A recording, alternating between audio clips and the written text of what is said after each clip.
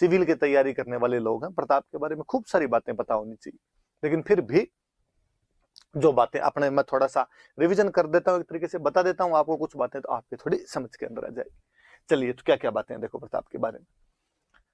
Normal शुरुआती introduction है, थोड़ा सा मैं बता दूं आपको। प्रताप की मम्मी का नाम क्या था, पापा का नाम क्या था, ये बता दें। तो प्रताप की जो माता थी उनका नाम था जयवंताबाई सोनगरा। जयवंताबाई सोनगरा नाम था। सोनगरा चौहान होते हैं भाई, आगे हम और पढ़ेंगे, जालोर पढ़ेंगे तब और बात आ जाएगी। पाली के सामंत थे अखेराज सोनगरा, उनकी बेटी थी, अखेराज सोनगरा की बेटी थी। और कहते हैं कि जब वहां पर उदय सिंह को कुंभलगढ़ के किलों में प्रकट किया गया था, बताया गया था कि भाई ये उदय सिंह है, तो कहा गया कि मेवाड़ के सामंतों ने मना किया, भाई हम कैसे मान ले उदय सिंह है, क्या पता चंदन नहीं हो। फिर फाइनली जब पता चला कि उदय सिंह है, तो कहा भाई इसके साथ अपनी बेटी की शादी कौन करेगा। तो पाली के जो अखीराज सोनगरा थे उनके साथ मैं कर दूंगा मेरी बेटी की शादी। तो अखीराज सोनगरा ने अपनी बेटी जयवंताबाई सोनगरा थे, उनकी शादी उदय सिंह के साथ की थी। और उन्हीं का बेटे जो थे वो महाराणा प्रताप, उन्हीं के बेटे हुए थे। पिताजी का नाम अपने को पता ही है, बताने की आवश्यकता नहीं कि पिताजी का नाम क्या था। तो पिताजी का नाम था उदय सिंह। मेवाड़ के महाराणा ही हुए, पिछले महाराणा जो हमने पढ़े थे वही थे।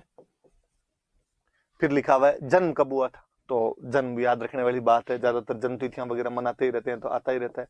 तो 9 मई 1540 ईस्वी को जन्म हुआ था। 9 मई 1540 एडी जो थी उसको जन्म हुआ था। पर है ना, कई बार आप देखना आजकल क्या थोड़ा सोशल मीडिया आ गया, तो फेसबुक पे इन प्रताप की जयंतियों फिर खूब सारी बधाई मिलती रहती है। कई बार क्या होता है, आप देखते हो कि कुछ लोग किसी दिन जयंती मना रहे हैं, कुछ लोग किसी दिन जयंती मना रहे हैं, कोई 9 मई को मना रहा होता है, कुछ किसी अलग ही तिथि को मना रहे होते हैं। फिर हमें लगता है यार ये कैसे हो गया। तो वास्तव में वो 9 मई 1540 तो जो अपना अब जो कैलेंडर चलता है, ग्रिगोरियन कैलेंडर चलता है, उसके अनुसार है।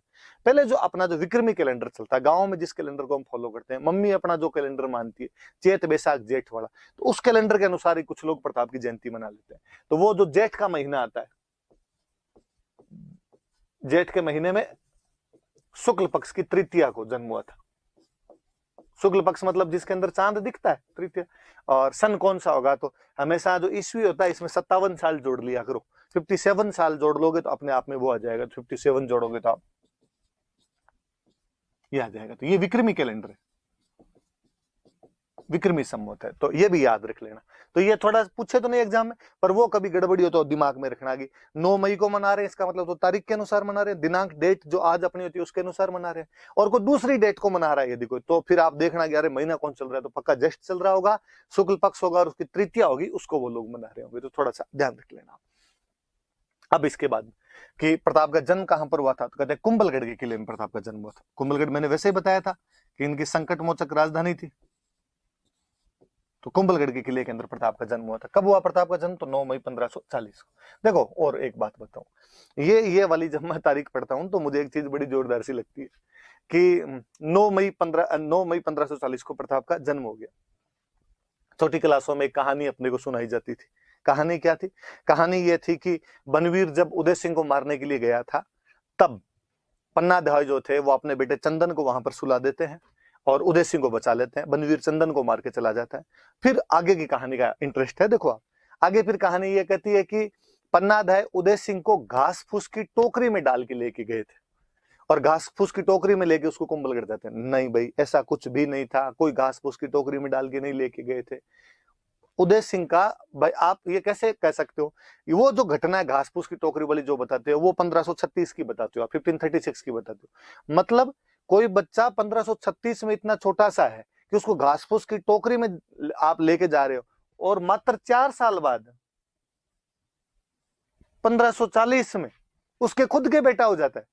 तो ये तो बड़ा ही कॉन्ट्राडिक्टरी सा लगता है। तो नहीं, ऐसा कुछ भी नहीं था। तब तक काफी बड़ी उम्र थी, 14 साल के थे लगभग उदय सिंह, और कोई टोकरी में डाल के नहीं, बाकायदा अंगुली पकड़ के पापा पापा चला के लेके गए होंगे। 1522 के अंदर ही उदय सिंह का जन्म हो गया था। तो 1536 तक लगभग 14-15 साल के वो थे। तो वो हमेशा ध्यान रखना कि वो थोड़ा कवि ने चीजों को अतिरंजित कर दिया है, वहां पर एग्जेजरेट कर दिया है वहां पर चीजों को, इसलिए अपने को लगता है। और अपने क्या एक बड़ा दुर्भाग्य है कि अपने हिस्ट्री कहानियों में पढ़ी जाती है ज्यादातर, और हम कई बार कहानियों को एग्जैक्टली इतिहास ही मानने लग जाते हैं। तो वहां पर वो कॉन्ट्राडिक्शन आए बिना रहता नहीं। तो ध्यान रखना इस बात का कि भाई 1540 में तो प्रताप ही पैदा हो गया था उदय सिंह के, तो इतना कोई छोटे वगैरह नहीं थे। फिर प्रताप के बचपन का नाम क्या था, ये एग्जाम वाले आरपीसी वाले क्वेश्चन और पूछ लेते हैं, मुझे तो कभी समझ में नहीं आएगा यार ये क्वेश्चन कैसे पूछा जाता है, क्या था, क्योंकि इसका आंसर जो है कि प्रताप के बचपन का नाम क्या था, तो वो कहते हैं किक्का। क्वेश्चन पूछा हुआ आरपीसी का, आपने किताबें लिख दी थी डंकी डंकी, प्रताप के बचपन का नाम किक्का था। पर भाई पहाड़ी प्रदेशों में मेवाड़ वाला जो हिली एरियाज है, वहां पर कोई जो छोटा बच्चा होता है उसको किक्का ही बोलते हैं। तो प्रताप नहीं, कुंभा, सांगा, राज सिंह, अमर सिंह, बापा रावल, कोई भी छोटा बच्चा रहा होगा तो उसे किक्का ही कहा होगा। जैसे मैं होता हूँ, अपने पश्चिमी राजस्थान के लोग हैं, अपने वेस्टर्न राजस्थान में कोई छोटा जो बच्चा होता है उसको बोलते हैं गिग्गो, लड़की को बोल दे तो गीगली। अपने खूब सारे गीत मिल जाएंगे आपको राजस्थानी को, गिग्गा थारो पालनो गढ़ा दूं सामी साड़ में, तो गिग्गे के ना, गिग्गा मतलब छोटा बच्चा। आप थोड़ा पंजाब की साइड में जाओगे, गंगानगर हनुमानगढ़ की साइड में जाओगे, आप यदि पंजाबी मूवी देखोगे, कोई पंजाबी सॉन्ग सुनोगे, छोटा बच्चा जो होता है उसको कहते हैं काका, लड़की को इवन काकी, काका और काकी तक बोल देते हैं। तो कोई छोटा बच्चा होता है उसको बोल देते हैं। अपने ये थोड़ी कह सकते हैं पर्टिकुलर किसी का नाम है, पर फिर भी चूंकि आरपीसी वालों ने पूछ लिया, चूंकि किताबें लिख देती है, तो अपने भी याद कर लेना कि उनके बचपन का नाम क्या था। तो बचपन का नाम क्या था, किक्का था। फिर क्या लिखा हुआ आगे, फिर लिखा रानी का नाम क्या था, तो रानी का नाम पढ़ लेते हैं अपने, अजब दे पंवार। वैसे तो कई रानियां थी, पर जो मुख्य रानी थी, जो पटरानी थी, उनका नाम था अजब दे पंवार। दे का मतलब देवी है भाई, अपने राजस्थानी भाषा में देवी जो होती थी उसको दे से ही अपने काम चला लिया करते थे, तो अजब दे पंवार हो गया। फिर लिखा हुआ आगे राजतिलक, कि उनका राजतिलक कब क्या हुआ था, सुनना, देखो बात सुन। राजाओं के एक रूल हुआ करता था कि राजा के मरने के बाद जो अगला बेटा राजा बनेगा, वो पिता के अंतिम संस्कार में, उसकी जो फ्यूनरल हुआ करता था उसमें भाग लेने के लिए नहीं जाएगा। बाकी जो बेटे होंगे वो पिता के अंतिम संस्कार में जाएंगे, पिता को मुखाग्नि देंगे, उनकी लाश को कंधे देंगे, एकदम बाल कटवाएंगे, रोना धोना जो है वो सब करेंगे। जो अगला बेटा राजा बनेगा उसके लिए ये नहीं हुआ करता था। उल्टा ये कहते थे कि इसके तो राजतिलक की तैयारियां की जाए, कि राजा की गद्दी खाली नहीं रहनी चाहिए। अब उदय सिंह राजा किसको बना के गए, जगमाल को राजा बना के गए। तो प्रताप और प्रताप के जो बाकी भाई थे, बहुत सारे भाई थे, प्रताप नहीं, कान्हा थे, सगर थे, शक्ति सिंह थे, ये बाकी तो पिता का अंतिम संस्कार करने के लिए चले गए, और जगमाल वहीं पे रह गया। कहते जब वहां अंतिम संस्कार के लिए वहां पर गए, तो वहां पर किसी ने मांग उठाई, वहां पर किसी ने कहा कि यार, कहा ही किसने, प्रताप के ननिहाल वालों में से मान सिंह सोनगरा थे, और मान सिंह सोनगरा ने कहा यार, पर उदय सिंह के जितने बेटे हैं इनमें शक्तिशाली कौन है, इनमें प्रभावशाली कौन है, और सबने कहा साहब प्रभावशाली तो प्रताप है। तो यार जगमाल को राजा कैसे बना दिया, दिखता नहीं आपको कि अकबर के अटैक हो रहे हैं लगातार, मेवाड़ घिरा हुआ है, संभल पा नहीं रहे हैं, और ऐसे टाइम में किसी मजबूत आदमी को नहीं बना के आप उससे बनिस्बत कमजोर आदमी को बना रहे हो, गलत बात नहीं है ये। और मैंने एक दिन आपको पहले बात बताई थी कि राजतिलक का अधिकार जो था वो सलुम्बर वालों के पास में था, कि जो सलुम्बर का फ्यूडल लॉर्ड होगा वही राजा का राजतिलक करेगा, उसकी सहमति से, उसकी कंसेंट से अगला राजा बनाया जाएगा। और उस समय सलुम्बर के जो सामंत हुआ करते थे उनका नाम था कृष्णदास चुंडावत। चुंडा जी के वंशज हुए इसलिए चुंडावत हो गए।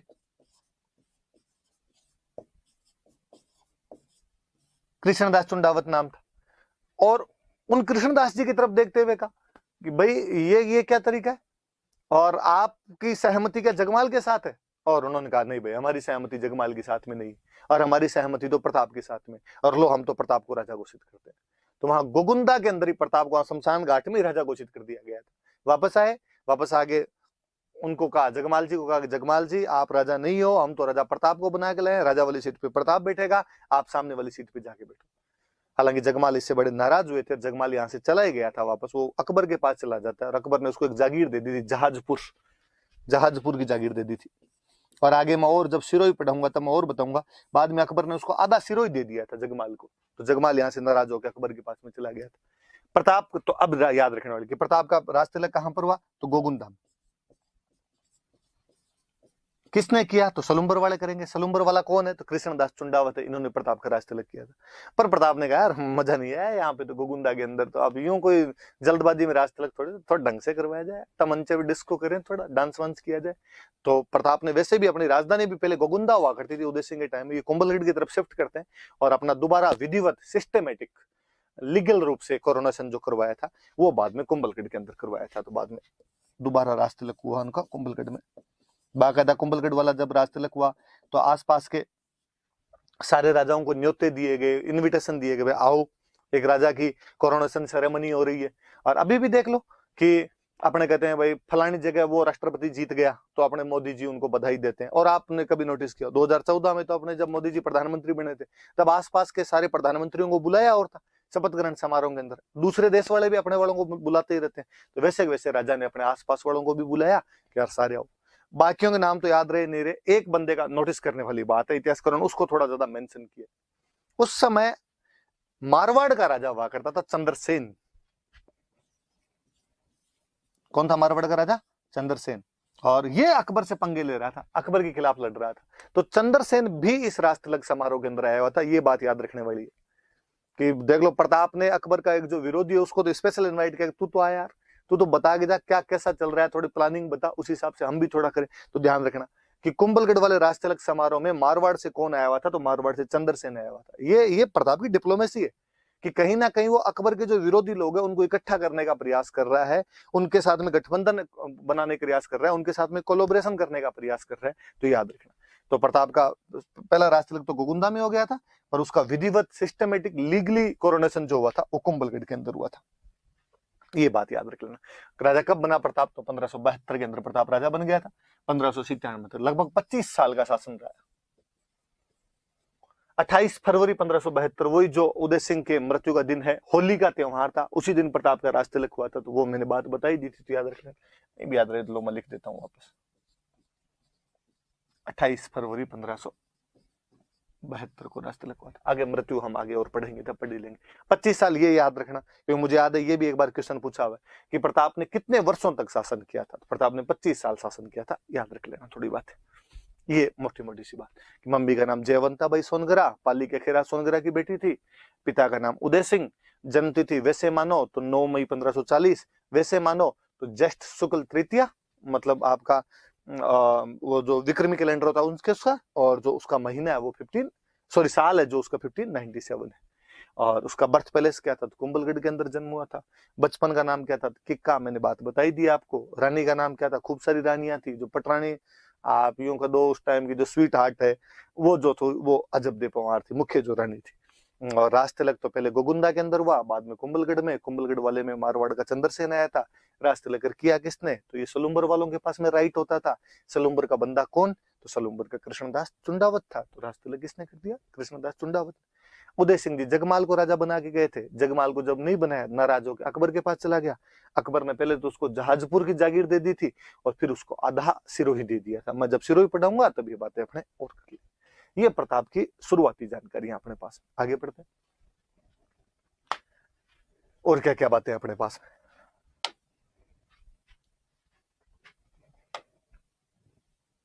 आगे लिखा हुआ है अकबर के दूत। अब जब अकबर को पता चला कि महाराणा प्रताप राजा बने हैं वहां पे, तो अकबर ने महाराणा प्रताप को समझाने के लिए अपने कुछ मैसेंजर भेजे, अपने कुछ दूत भेजे। और अकबर ये चाहता था कि यार उदय सिंह तो माना नहीं, उदय सिंह ने तो मेरी अधीनता स्वीकार की नहीं, अब तू कर ले। लड़ाई झगड़ा अपने बंद कर देते हैं, मिलजुल के राज कर लेते हैं। तू मेरी अधीनता स्वीकार कर ले, मेरा मनसबदार बन जा, और मैं तेरी अलग अलग जगह पे अपॉइंटमेंट कर दूंगा।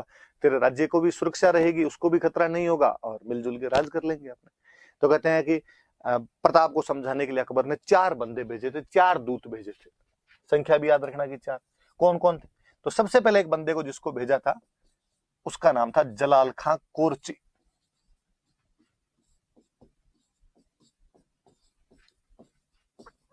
इसको तो राजा बनते ही भेज दिया था। 1572 में प्रताप राजा बनता है, 1572 के अंदर इसको भेज दिया गया था, जलाल खां कोरची को भेज दिया गया था। जलाल खां कोरची वाकपटु, बोलने में बहुत तेज, विटी मैन था। इसको भेजा और इसको कहा कि तू यार जाके बात कर और मामला बिठा अपने। जलाल खां कोरची आया, आगे पहले तो अकबर की तरफ से बधाई दी कि सर आपको बहुत बहुत बधाई हो, आप राजा बने हो, बादशाह अकबर ने आपको ये देख लो साहब गुलदस्ता भेंट किया, भेजा है आपके लिए। प्रताप ने कहा थैंक यू यार। का थोड़ी सी बात और करनी थी आपकी। हाँ बताओ क्या बात करनी थी? कि वो आपके पापा तो माने नहीं थे, आपका थोड़ा ट्रीटी विटी संधि बंदी के बारे में क्या कहना है? प्रताप ने कहा ना ना मेरा तो ऐसा कोई मूड नहीं, थोड़ा देख लो ऊपर नीचे लेगी कोई बात हो जाए। नहीं नहीं कोई मूड नहीं। पक्का? क्या पक्का? जलाल खा कोर्ची वापस गया और उसने जाके अकबर का एकदम साफ साफ मना किया। अपने मारवाड़ी में कहते हैं चिट्टो चिट्टो ना दियो, तो एकदम साफ साफ मना कर दिया है, मानने के लिए तैयार नहीं है। अकबर ने सोचा यार अब क्या किया जाए। अकबर के दिमाग में यार राजस्थान का बंदा है, राजस्थान का राजपूत राजा है, क्यों ना राजस्थान के किसी राजपूत को भेजा जाए ताकि इसको पटा सके। यंग बंदा 32 साल की उम्र में राजा बना है, क्यों ना किसी यंग को भेजा जाए ताकि उसकी बात थोड़ी मान ले। और अकबर के दरबार में एक यंग राजकुमार था मान सिंह। आमेर वालों का अपने राजकुमार हुआ करता था मान सिंह कछवाहा, और आमेर वालों ने अकबर की सबसे पहले अधीनता स्वीकार की थी, 1562 में ही कर ली थी, हम आगे और बताएंगे। बारमल अधीनता स्वीकार कर लेता है मान सिंह का जो दादा था। तो मान सिंह को भेजते हैं, और थोड़ा तेज तर्रार भी था मान सिंह। और अकबर ने मान सिंह को, मान सिंह जी आमेर गए हुए कितने दिन हो गए। मान सिंह ने कहा थोड़ा टाइम तो हो गया, तो जाओ छुट्टी आपकी, और एक काम करना थोड़ा जाते उदयपुर की तरफ से होके जाना, तो उधर प्रताप से बात करके जाना, मेवाड़ से होके जाना। तो मान सिंह का ठीक है। तो दूसरा जो बंदा भेजा गया था वो बंदा था मान सिंह।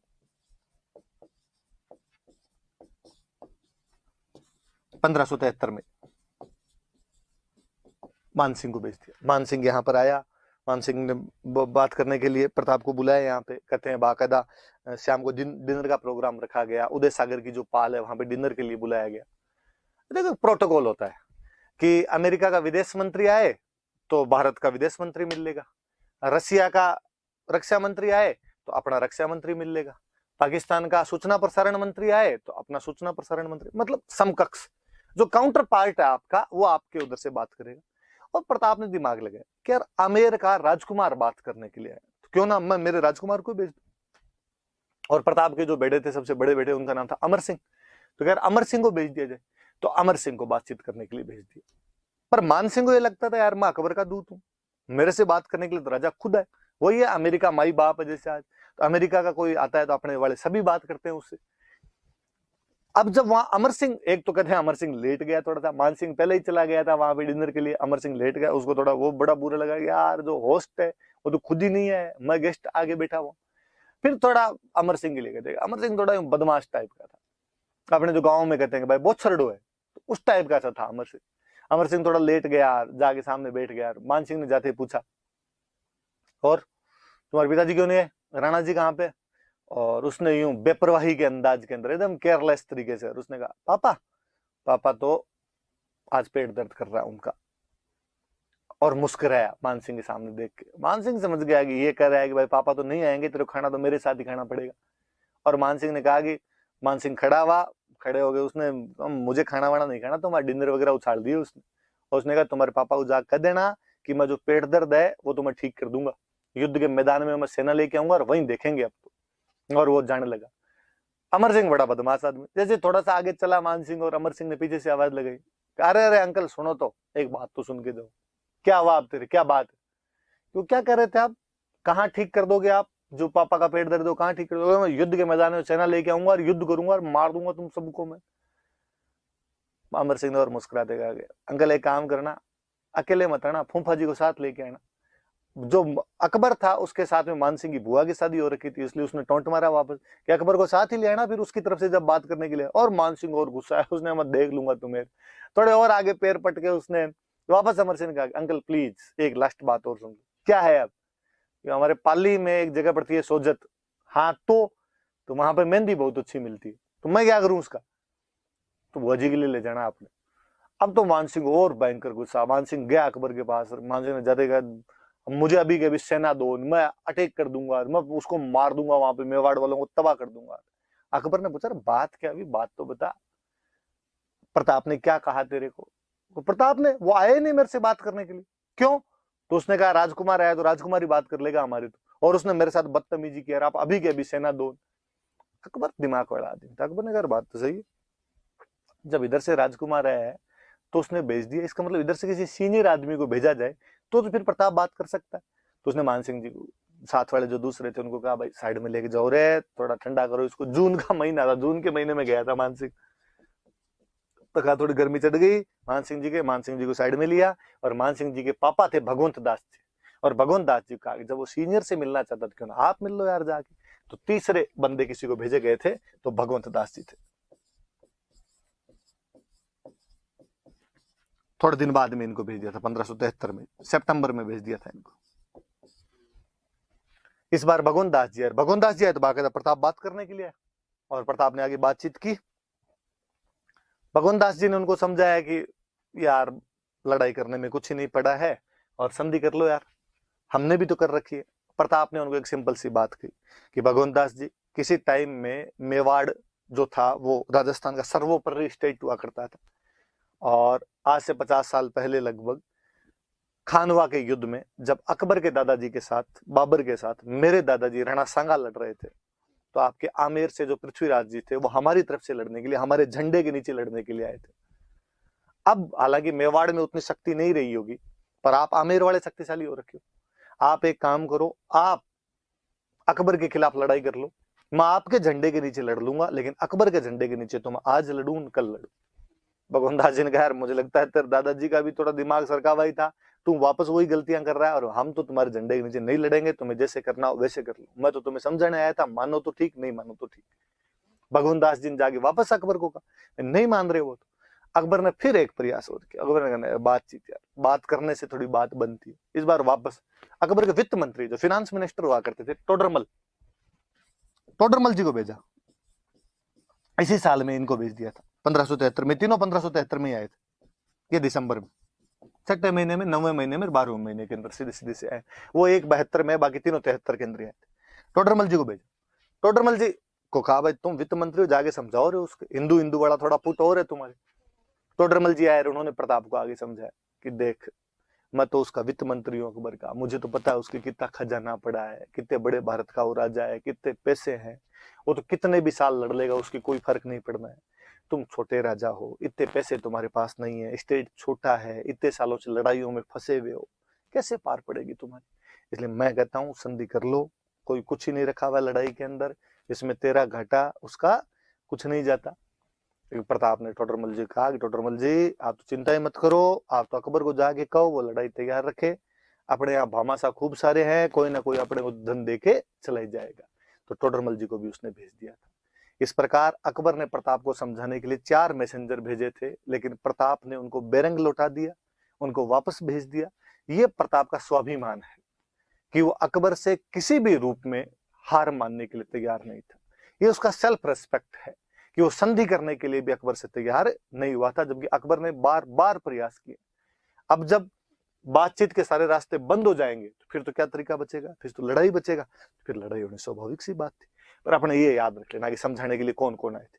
पहले जलाल खान कोरची आता है, बाद में बाप बेटे आए थे। पहले बेटा आया था, बाद में पिताजी आए थे। बेटा कौन? मान सिंह। पिताजी कौन? भगवंत दास। कहाँ के थे? तो आमेर के थे। फिर वित्त मंत्री आए थे, वो कौन थे? टोडरमल जी। सन वगैरह मैंने बताई दिए, याद रख लेना आप। तो ये वाली बात थोड़ी याद रखना। अब आगे बढ़ते हैं अपने।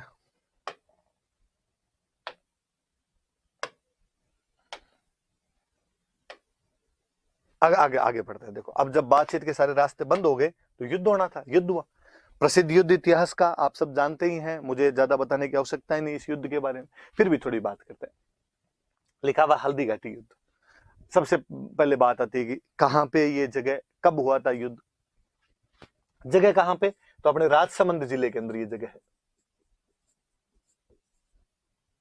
युद्ध कब हुआ? वापस वही जून का महीना, 18 जून 1576, यही तारीख। हालांकि कुछ इतिहासकार जो अपने हैं ये इसको 21 जून भी मानते हैं, पर अपने तो भाई राजस्थान बोर्ड वाली किताबों में उन सब में 18 जून ही दी हुई है, तो आप तो अपने 18 जून ही मान लेना। किसके बीच में युद्ध हुआ? तो भाई राणा प्रताप और अकबर की सेनाओं के बीच में युद्ध हुआ।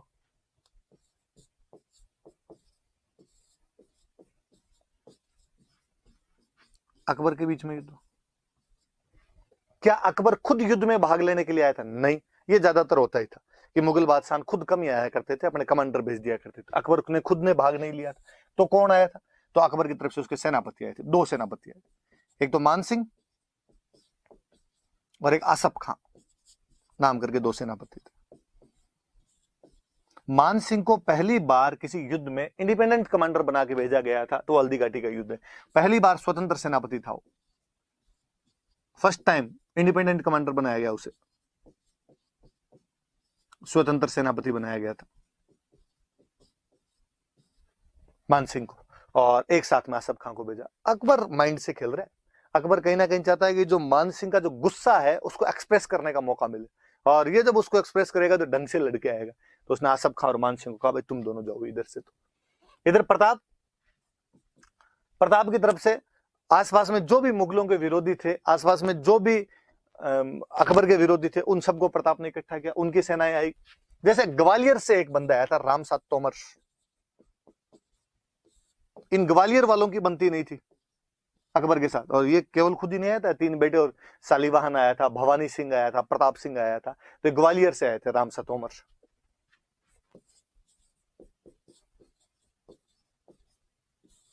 याद रख लेना आप। सलूम्बर वाले हमेशा सेनापति होते थे। सलूम्बर वाले राज तिलक किसने किया? कृष्णदास चुंडावत, उनका नाम याद रखना। तो कृष्णदास चुंडावत ने भाग लिया था। और अफगानों की मुगलों के साथ बनती नहीं थी। मैंने पिछले वीडियो में बताया था कि हसन खान मेवाती, महमूद लोदी उधर से लड़ लिए थे सांगा की तरफ से। इधर फिर अफगानों की तरफ से एक बंदा है हाकिम खां सूर। भील जनजाति रहती है तो भीलों की सेना लेके आए हुए थे पुंजा, ये भीलों की सेना के साथ में आए हुए थे। तो इस प्रकार से कुछ लोग थे जो उधर प्रताप की तरफ से लड़ रहे हैं, कुछ लोग हैं जो इधर अकबर की तरफ से लड़ रहे हैं। एक अकबर के दरबार का एक इतिहासकार हुआ था बदायूनी, वो इस युद्ध में खुद आया था भाग लेने के लिए। आप जब मेडिवल पढ़ोगे तो और पढ़ोगे, अच्छी सी बुक है इसकी, एक मुंतखब उत तवारीख, मुंतखब उत तवारीख नाम की एक बुक लिखी थी, और इसके अंदर जो बदायूनी है वो इस युद्ध का आंखों देखा वर्णन करता है। बदायूनी खुद आया था। बदायूनी के लिए कहते हैं कि बदायूनी थोड़ा कट्टर मुसलमान टाइप का आदमी था, और जब सेना आ रही थी तो बदायूनी ने कहा था कि भाई मैं भी चलूंगा। तो लोगों ने कहा यार आप क्या लाओगे, आप कलम उलम घिसने वाले आदमी, वहां तलवारें चलेगी तलवारें। बदायूनी ने कहा कि नहीं, वहां जब हिंदुओं का खून बहेगा तो मैं अपनी दाढ़ी के लगाऊंगा, दाढ़ी लाल करूंगा मैं हिंदुओं के खून से, जिहाद करके आऊंगा मैं वहां से। तो अब ये मन में तो तू भी ले। फिर बदायूनी इस युद्ध का ढंग से थोड़ा वर्णन करता है। बदायूनी कहता है भाई प्रताप की तरफ तो लगभग 3-1 हजार फौजी थे, और हमारी तरफ जो थे वो 5,000 के आसपास फौजी थे। हालांकि बदायूनी इस बात से नाराज था पहले कि यार मान सिंह जैसे हिंदू को क्यों बना दिया, सेनापति क्यों बना के भेज दिया, पर फिर भी भाई अकबर ने मान सिंह को बना दिया था। मैंने बता दिया रीजन क्या रहे थे उनके बनाने के। अब आमने सामने की यहाँ पे लड़ाई होनी शुरू हुई। ये हल्दी घाटी जो है ये एक दर्रे का बीच की जगह है, पास है, दोनों तरफ पहाड़ियां पड़ती है, उनके पास है, वहां के बीच का एक दर्रा है। एक तरफ गोगुंदा की पहाड़ियां है, एक तरफ खमनोर की पहाड़ियां है, पहाड़ियों के बीच का दर्रा है। तो कहते हैं जो मानसिंह था, मानसिंह उधर एक जगह पड़ती है अपने मोलेला नाथ द्वारा के पास, आगे याद रखना टेराकोटा में अपने वापस याद करेंगे। और तो मोलेला में अपनी सेना लेके बैठ गया था। इधर प्रताप, इधर एक जगह पड़ती है लोसिंग, उधर अपनी सेना लेके बैठ गए थे। शुरुआत का युद्ध हुआ, प्रताप की तरफ से इतना शानदार हमला किया गया था मेवाड़ वालों की तरफ से कि मुगलों को भगा ही देते। शुरुआती टुकड़ी बहुत भारी पड़ गई थी मुगलों के ऊपर, और यहाँ पे मुगल सैनिक भागने लगे। तो मतलब बदायूनी बहुत अच्छा वर्णन करता है। बदायूनी कहता है कि आगे मान सिंह वाले फौजी थे, उधर से जब प्रताप वालों ने हमला किया तो मान सिंह की फौजी इधर भागने लगी। तो इधर मान सिंह के फौजी भाग रहे हैं, पीछे पीछे उनके मेवाड़ वाले भाग रहे हैं। तो मेरे तो ये भी नहीं समझ में आया कि तीर किस पे चलाऊं, कि इधर ही हमारे वाले भाग रहे थे, उनके पीछे मेवाड़ वाले आ रहे हैं। तो मान सिंह ने आसफ खान पास में खड़ा था और आसफ खान से पूछा कि आसफ खान तीर चलाऊं किस पे? आसफ खान ने कहा आंख बंद कर और तीर चला, दोनों तरफ से मरने तो हिंदू ही है, तेरा कर्तव्य तो जो तू लेके आया था वो तो पूरा हो ही जाएगा, तुझे हिंदुओं को मारना था, भले मान सिंह वाले मरे भले प्रताप वाले मरे। तो वो वर्णन नहीं करता है कि भाई वहां से हमारी सेना भाग छूटी थी। और कहते हैं जब सेना भागने लगी तो मुगल सैनिकों के अंदर एक सैनिक हुआ करता था मिहत्तर खां। वो बेचारा मिहत्तर खां नाम का एक सैनिक था, और वो भाग के आया, आगे आया पीछे से, और उसने आगे झूठा मोटाई का कह रहा भागो मत रो, अकबर आ रहा है, अकबर आ रहा है, खुद बादशाह सेना लेके आ रहे हैं बड़ी। तो अकबर के आने की सूचना सुनी तो जाके मुगलों के थोड़े पैर जमे, मुगलों ने वापस लड़ना शुरू किया। याद रखना कि किसने हल्दी घाटी के युद्ध में अकबर के आने की झूठी सूचना, रॉन्ग इन्फॉर्मेशन दी थी, तो उस आदमी का नाम मिहत्तर खां था। कौन हल्दी घाटी के युद्ध का आंखों देखा वर्णन करता है? तो बदायूनी करता है। बदायूनी की किताब का नाम क्या था? मुंतखब उत तवारीख था। कौन सा इतिहासकार हल्दी घाटी के युद्ध में खुद भाग लेता है? तो बदायूनी भाग लेता है। तो सारी बातें थोड़ी सी आप याद रखना। और मिहत्तर खां नाम के सैनिक ने ये अफवाह फैलाई थी कि भाई खुद आ गया, अकबर खुद आ गया। मुगल सेना ने जैसे तैसे लड़ना शुरू किया। उधर प्रताप ने जब देखा कि यार मानसिंह उधर सेनापति बना, हाथी पे बैठा हुआ मानसिंह, मानसिंह के हाथी का नाम था मर्दाना, मर्दाना नाम के हाथी के ऊपर बैठा हुआ था। मानसिंह का जो हाथी था क्या नाम था उसका, मर्दाना नाम करके हाथी था। प्रताप के पास अपने जानते हैं घोड़ा था प्रताप का, चेतक। और कहते हैं प्रताप को इतना गुस्सा है कि प्रताप अपने चेतक को एकदम मर्दाना के सामने ही लेके चला गया। और चेतक इतना समझदार घोड़ा कि चेतक ने अपने अगले दोनों जो पैर थे वो मर्दाना की सूंड के ऊपर लगा दिए, मानसिंह के हाथी की सूंड के ऊपर लगा दिए। और प्रताप अपना भाला फेंकता है, मानसिंह जैसे तैसे होदे में बच जाता है, होदा जो ऊपर हाथी पे बैठने की जगह होती है उसके अंदर बैठ जाता है और अपने वार को उसको बचाता है। पर मानसिंह बड़ा इंटेलिजेंट आदमी था। कहते हैं कि उसकी जो हाथी की सूंड थी उसने एक चाकू लगा रखा था, एक कटार लगा रखी थी, नाइफ लगा रखा था। और जब चेतक अपने पैर उतार रहा था वापस, तब उसके अगले दोनों पैर कट गए। अब चेतक ढंग से मूव नहीं कर पा रहा था एकदम। और प्रताप ने जब देखा कि घोड़े के पैर कट गए, इसलिए वो घोड़े को जैसे तैसे करके वहां से युद्ध भूमि से बाहर निकालता है और युद्ध भूमि से बाहर निकल जाता है।